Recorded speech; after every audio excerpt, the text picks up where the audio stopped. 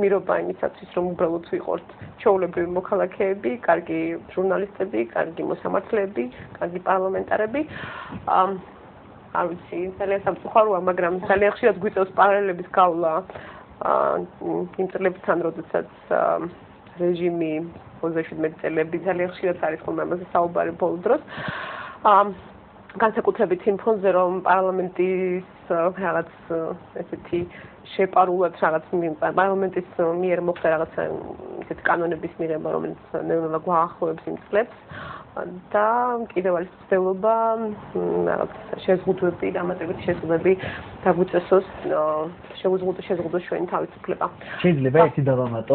ნუ დამავიწყდა რამდენიმე დღის წინ, როცა მეორედ იყო შემოსვლელი დიმიტრი ლორთქიფანიძე ბოდიშს მიხდი და ნუ ბოდიში თუ პიროვნულად რამე გაწყეინე და შენც მომიხადე ბოდიში თუ გაქვს მოსახდელიო და ნუ აქედან მთელი საქართველოს გასაგონად მინდა უთხრა დიმიტრი ლორთქიფანიძეს, რომ გამოვიდეს ბოდიში მოუხადოს ქართველ ხალხს დახიოს პარლამენტარის მანდატი და უკვე ქართველ ხალხს ფიქრისთვის დრო მისცეს. აპატიებენ თუ არ აპატიებენ. მე დიმიტრი ლორთქიფანიძეს წინაშე ბოდიში არაფერზე არ მაქვს მოსახდელი. ცოტა ქალბატონ რუსუდანს მე მგონი კაი განცხადება გაუკეთებია ჩვენ ხალხებრივ პარლამენტში ამისთვის მადლობა, თუმცა ჩემთვის აბსოლუტურად მიუღებელია ყველა იმ დეპუტატის იქ ყოფნა და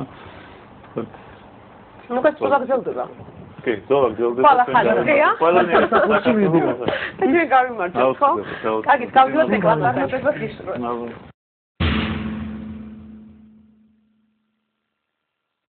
ჩვენ დავბრუნდით ეთერში. მე ვარ სოფიკო ხორგოვანი, საქართველოს რესპუბლიკური პარტიის წევრი.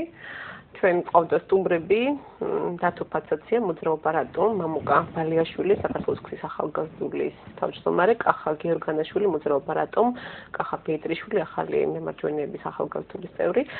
ეს ახალგაზრდები დააკავეს 12 ივნის 25 დღიანი ადმინისტრაციული პატიმრობა, დღეს გასწრებენ. დავრჩით და ფიქრია ჭიხაძე, ჯერჯერობით დაუპატიმრებებით. ნამდვილად. ჯერჯერობით ფიქრია, ანუ სულ მინდოდა რაღაცა მეკითხა შენთვის, ანუ ეს იმიტომ რომ რაღაც ძალიან წინა დღესაც საკრებში მორიგეობდით, ის ერთი ახალგაზრდა, რომელიც გამოგიხმაურა, დიდხანს დაჟინებით ყოფოდა იმაზე და კარგი დრო იყო მაშინ, როდესაც ახალგაზრდები, უნივერსიტეტის სტუდენტები გამოხატავდნენ პროტესტს და ეს პროტესტი რეალურად ის რაც შემდეგ გავითარდა ის რომ მე ქვეყანამ დამოუკიდებლობა რეალურად მოიპოვა ეს ყველაფერი დაიწყო უნივერსიტეტიდან, დაიწყო ახალგაზრდებიდან, თუ შეგიძლია რაღაც გაიხსენო, იმიტომ რომ რაღაცა გამომხნევოთ ეს ახალგაზრდები, რომელსაც მიუხედავად იმისა, რომ აქ შემართულები იყვნენ და რაღაც ოპტიმისტები, მაინც ფიქრობ, რომ რა თქმა უნდა იმ 25 დღის განმავლობაში ბევრი რამე ფიქრეს. ბევრი ფიქრეს ალბათ და ამას აქ განსხვავებული სამართლობა მართლა ძალიან ძიმე უსამართლობაა და მე სულ ვაღლებ, ჩემ დაუნებურად აბსოლუტურად პარალელებს, როდესაც ამ ახალგაზრდებს უყურებ ჩვენს ახალგაზრდობასთან.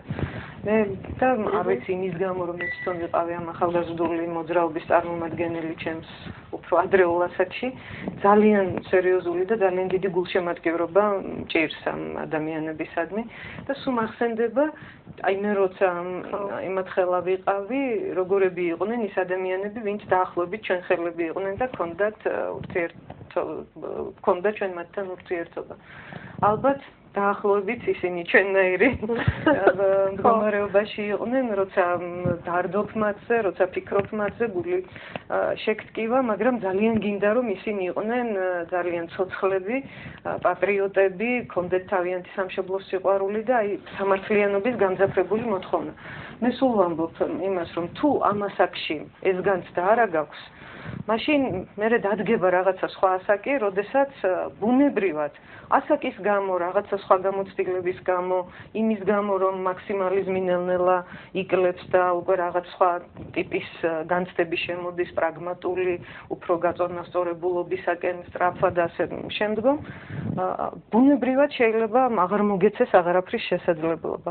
ასე რომ მე ძალიან ბედნიერი ვარ, რომ ამ ახალგაზრდებთან ურთიერთობა გვარგუნა.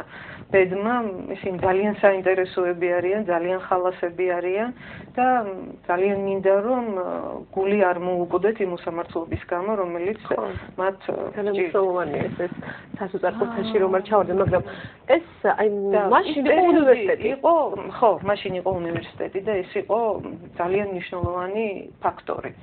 მე ხშირად მithქვამს ისიც რომ ჩვენ უბრალოდ ვიყავით იმ დროში ახალი თაობა, თორემ უნივერსიტეტი იყო სულ რაღაცის შემოქმედი, სულ რაღაცა შინაგანი პროტესტის, შინაგანი დუღილის მატარებელი და ეს არის აბსოლუტურად ბუნებრივი, იმიტომ რომ სადაც არის თავისუფლება, იქ არის პროტესტი. არ შეიძლება უნივერსიტეტი იყოს ხელისუფლების მონა, მორჩილი, იმიტომ რომ იქ ბუნებრივად რაღაცნაირად სხვანაირი სული ტრიალებს და ბუნებრივად მარტო იმიტომ კი არა რომ ახალგაზრდობა ზოგადად მეცნიერებაც არ შეიძლება იყოს ხო ესე დამორჩილებული კითხვებით ვერ გიჩნდება კითხავს თუ ასო აბსოლუტურად იქ არის პოლიტოლოგიის კათედრა იქ არის ისტორიის უახლესი მათ შორის მე თვითონ ფილოლოგიის ფაკულტეტი დაამთავრე და ფილოლოგები განსაკუთრებით გამოვირჩეოდნენ ამ საქმეში ყოველ შემთხვევაში ჩემი თაობის ფილოლოგები ვიყავით ის პატარა ჯგუფი, რომელმაც რაღაცა დავიწყეთ, ჩვენ ვიყავით უფრო 80-იანელები, მაგრამ ცხოვრობდით იმ იდეალებით, რომელიც თაობებიდან თაობებს გადაეცემოდა უნივერსიტეტში. მე მახსოვს უნივერსიტეტის ერთ-ერთ აუდიტორიაში, აი ესეთ დამრეც მერხებზე, ესე შიგნიდან იყო ესეთი წარწერა ძალიან ლამაზი კალიგრაფიით, ჩვენი ცხოვრება 14 აპრილია. და ისეთი ჟურჟოლის მომგვრელი იყო. თან ეს არ იყო წარწერა, რომელიც მერხს აფუჭებს რაღაცა. ეს იყო ძალიან ფაქიზად მიწერილი განცდა და აი ჩვენი განცდაც ესეთი იყო, რომ ჩვენი ცხოვრება იყო 14 აპრილი. 14 აპრილი საკმაოდ მე ჩავაბარე უნივერსიტეტში 84 წელს.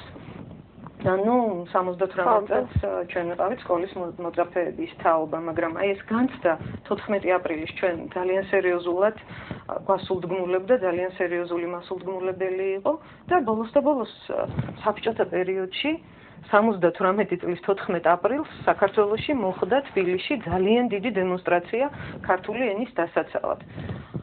არავინ მაშინ არ დაუჭერიათ არანაირი რეპრესიები მაშინ არ გამართულა, თუმცა იყო დიდი დუღილი უნივერსიტეტში და ჩემ დროს შემორჩა, ასე ვთქვათ, ახლა მე ამის გახსენებას არ დავიწყებ ხადია, მაგრამ შემორჩა იმ მასწავლებლების სახელები, რომლებიც მხარს უჭერდნენ სტუდენტებს და სტუდენტების გვერდით იდგნენ, შემორჩა იმ მასწავლებლების სახელებიც, რომლებიც პირიქით მუშაობდნენ, მაგრამ საერთო ჯამში 14 აპრილი იყო ძალიან სერიოზული რამ, ძალიან სერიოზული მოვლენა ქართულ საქართველოს ისტორიაში მე ვიტყოდი, რომელმაც მე ასულდგმულა მთელი რიგი პროტესტები.